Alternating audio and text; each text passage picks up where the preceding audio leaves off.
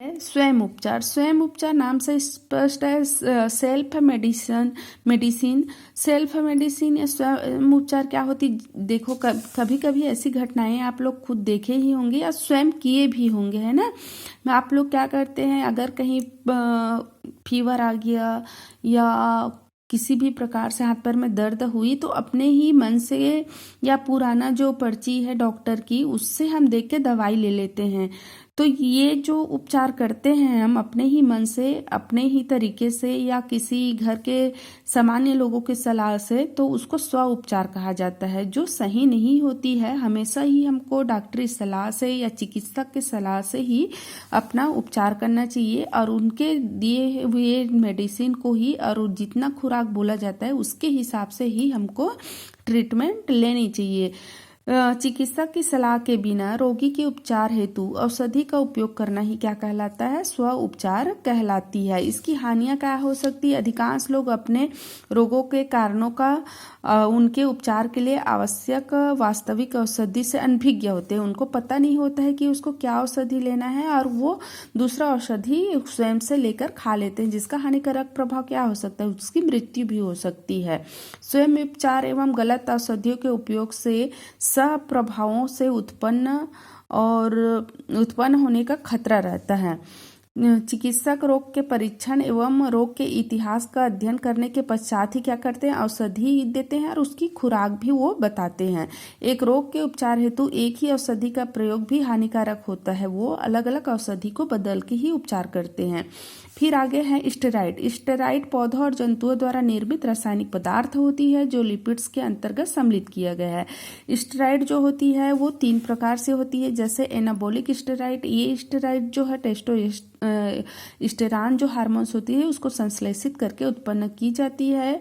Anabolic steroid का उपयोग पेशी सघन और मजबूत और उनकी कार्य क्षमता को अत्यधिक वृद्धि करने के लिए किया जाता है। इसका उपयोग एथलेटिक्स के लिए लाभदायक होती है और इसके उपयोग के लिए पाबंदी की गई है। इसका हानिकारक प्रभाव होता है क्योंकि इसके उपयोग अत्यधिक होने से हानिकारक होती है, क्योंकि इनमें क्या होती है, लंबी अवधि तक उपयोग करने से हृदय रोग, कैंसर होने की संभावनाएं होती है। इसीलिए एनाबॉलिक स्टेरॉइड का उपयोग के लिए प्रतिबंधित किया गया है। फिर है कोलेस्ट्रॉल। यह जंतु द्वारा पाए जाने वाला एक प्रमुख क्या होती है, स्टेरॉइड होती है जो जंतु के वसा में पाया जाता है। जंतुओं के वसा के प्लाज्मा झिल्ली से निर्माण के लिए इसका आवश्यक होती है। यह लिंग हार्मोन्स जैसे टेस्टोस्टेरोन है, स्टेरॉइड्स है, इसके द्वारा ये इसका स्रोत होता है।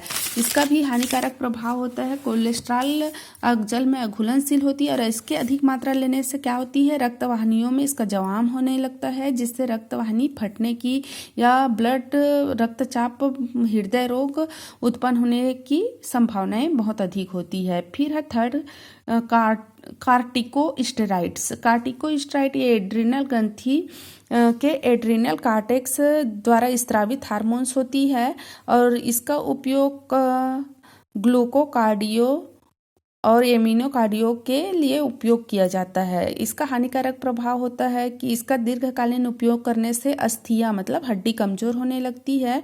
बच्चों में अस्थमा के उपचार के लिए कार्टिकोस्टेरॉइड का उपयोग किया जाता है, परंतु इसके दीर्घकालीन उपयोग करने से क्या होती है, बच्चों की वृद्धि रुक जाती है।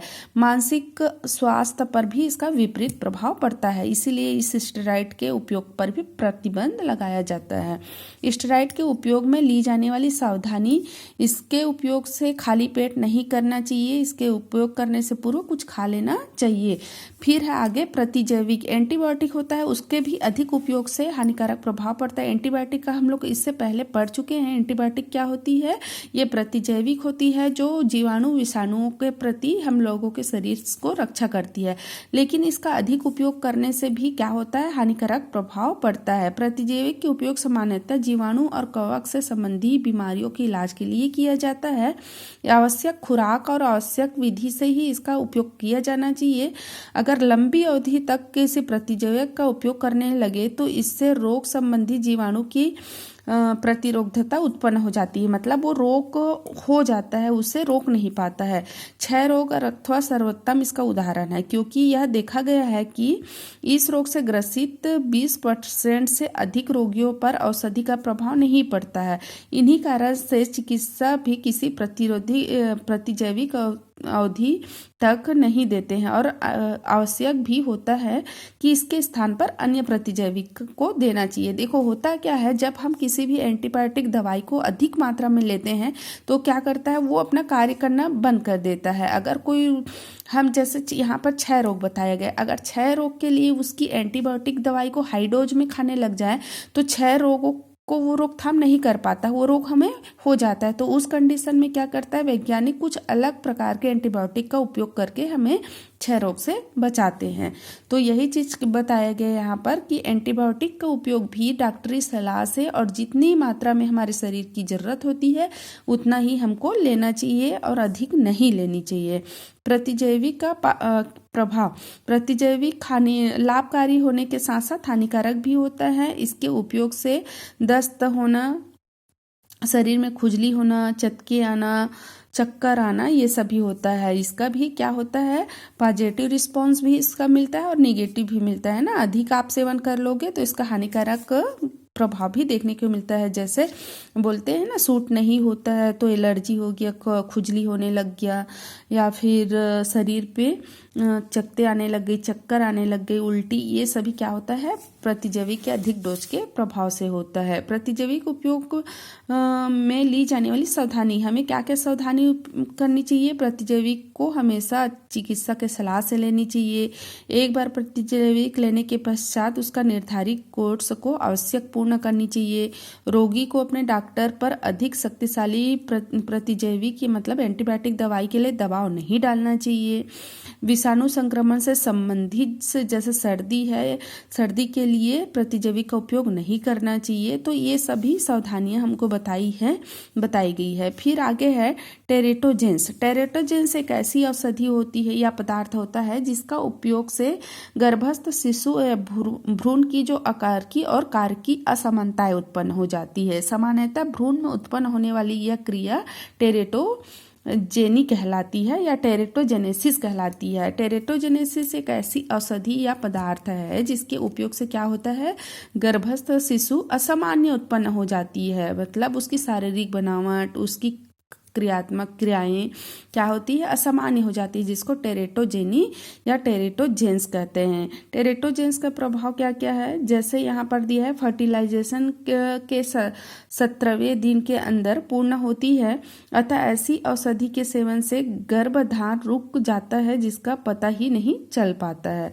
फिर है अंग निर्माण, यह सबसे महत्वपूर्ण अवस्था होती है जिसमें टेरेटोजेनिक औषधि के उपयोग से अंग का निर्माण प्रभावित होता है, क्योंकि यह औषधि ऊतकों के विकास और अंग के निर्माण में बाधा उत्पन्न करती है। जब हम टेरेटोजेनिक मतलब ऐसे औषधि को खा लेते हैं गर्भस्थ अवस्था में तो उससे क्या होती है, गर्भस्थ शिशु के अंगों का निर्माण ठीक से नहीं हो पाता, उसकी वृद्धि विकास को रोक देते हैं। टेरेटोजेनिक का यहाँ पे वर्गीकरण किया गया है, जैसे औषधि और रसायन से संबंधी होती है। एल्कोहल है जो क्या करता है, ये भी वही है जो यहाँ पे बताया गया है, गर्भस्थ शिशु के विकास को क्या कर देता है, रोक देता है। फिर है सेकेंड यहाँ पर थैलेडोमाइड यह एक ऐसी औषधि है जो गर्भ के दौरान उपयोग को फोकोमेलिया नामक रोग उत्पन्न बच्चों में कर देती है। इस रोग से ग्रसित शिशु के हाथ पर अत्यंत छोटे मतलब कुपोषित हो जाती है और ये असील नामक एक प्राणी के जैसे बच्चा दिखाई देने लगती है। हृदय संबंधी अनियमितताएं, वृक्क का निर्माण नहीं हो पाना, ग्रसनी नहीं पाया जाना, ये सभी इसकी लक्षण होती है। यहाँ पर फिर दिया है आगे कुछ औषधि ऐसी होती जैसे मलेरिया के उपचार के लिए कोकीन का लिया जाता है, जो ब्लड से संबंधी ल्यूकेमिया के उपचार में गर्भ समाप्त करने के लिए इसका उपयोग किया जाता है। ये सभी क्या होती है, भ्रूण के विकास के लिए बहुत ही हानिकारक होती है। तंबाकू और धूम्रपान, ये सभी भी गर्भस्थ शिशु, अगर कोई महिला गर्भस्थ अवस्था में तंबाकू या धूम्रपान का सेवन करता है तो उसकी गर्भस्थ शिशु भ्रूण की मृत्यु होने की चांसेस बहुत अधिक होती है। तो ये सभी चीज़ों से, हानिकारक चीज़ों से हमें बचाव करनी चाहिए। ये चैप्टर आप लोगों की खत्म हो गई है, आगे चैप्टर नेक्स्ट क्लास में पढ़ेंगे।